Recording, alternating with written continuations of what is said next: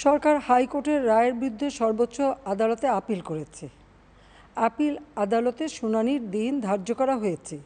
আদালত শিক্ষার্থীদের কোনো বক্তব্য থাকলে তা শোনার সুযোগ সৃষ্টি করে দিয়েছে। এই আইনি প্রক্রিয়ার মাধ্যমে সমস্যা সমাধানের সুযোগ রয়েছে।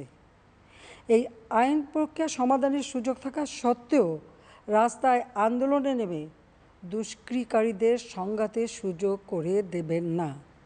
সর্বোচ্চ আদালতের রায় আসা পর্যন্ত ধৈর্য ধরে অপেক্ষা করার জন্য আমি সকলকে বিশেষভাবে অনুরোধ জানাচ্ছি। আমার বিশ্বাস আমাদের ছাত্র সমাজ উচ্চ আদালত থেকে ন্যায় বিচারই পাবে, তাদের হতাশ হতে হবে না।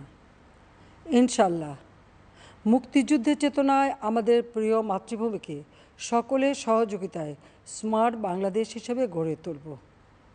আমি আবারও এই অনাকাঙ্ক্ষিত ঘটনায় যারা নিহত হয়েছেন তাদের জন্য গভীর দুঃখ প্রকাশ করছি এবং পরিবারের সদস্যদের প্রতি আমার সমবেদনা জানাচ্ছি।